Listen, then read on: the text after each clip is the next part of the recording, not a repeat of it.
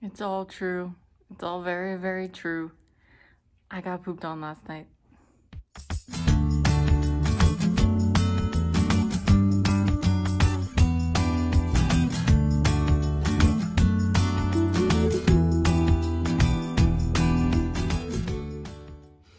Hi guys, welcome back. Some of you may remember Ivy from my first video. She's the one that has canine epilepsy. And last night she unfortunately had a seizure and pooped on me. So I'm not mad at her, obviously I'm not mad at her at all. It was just quite an experience. So last night around 3:30 in the morning, she came up, completely straddled my legs, just started like licking my face to let me know that she was gonna have a seizure. So I woke up my husband and we both comforted her and helped her through her seizure. So I just want to do a quick video to tell you what to do when your dog is having a seizure and tell you a little bit more about canine epilepsy. So Ivy has canine idiopathic epilepsy.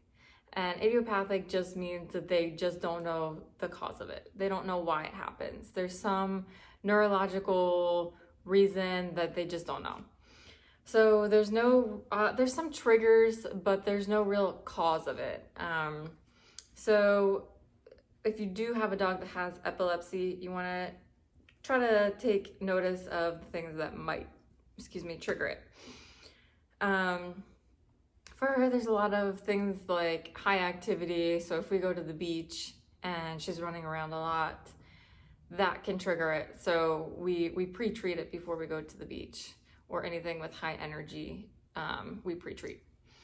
And what that means is we just give her a pill of gabapentin that basically prevents her from having a seizure. So when your dog is having a seizure, what do you do? Well, what you don't do is what I did the first time, and that was sob the whole time and freak out. Gracie, come here. Gracie, come here. So when your dog is having a seizure, you want to keep your hands away from the mouth.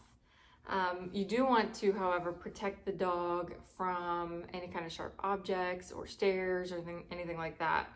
So what I'll do is I'll usually sit behind the dog and just kind of like hold her head. So like if I was, oh Gracie, you're not helping me. If I was like this behind her, I would just kind of gently hold her head if she was near any kind of object that could be dangerous. She does like to go under my desk when she's having a seizure. So I don't want her to hit her head. So I try to, gently hold her head so she doesn't hurt herself. But dogs are not themselves when they're having a seizure. So they can bite. And it's not because they're vicious dogs or anything like that. They just have no control over their body at that time. So you don't want to put your hands around their mouth. They do not swallow their tongue. That's not a thing. So don't put your hands in their mouth or anything like that. I would also recommend keeping some kind of log of the frequency of the seizures and how long they are, and actual timing it, because when you're in the moment, it seems like they're having a seizure for 20 minutes when it's only like a minute to 2 minutes.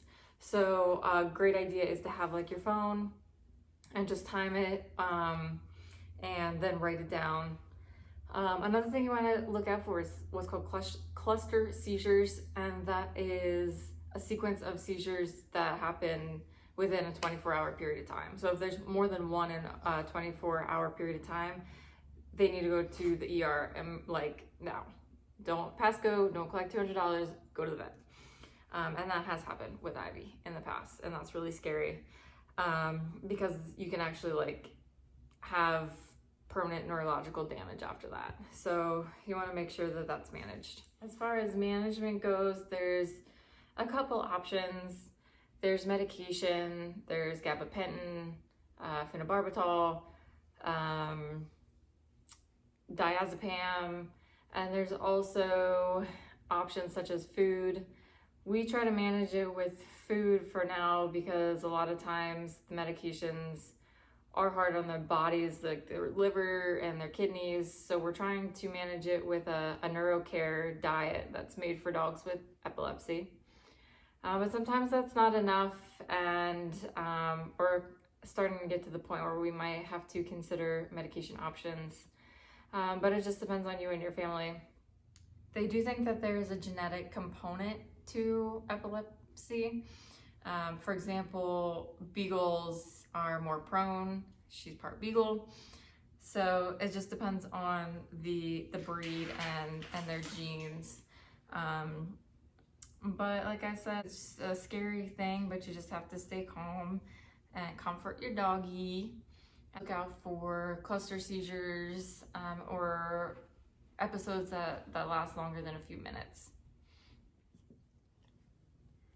That's all for today, guys. Ivy wants to thank you for listening to her story, and hopefully it helps you guys if any of you have an epileptic dog.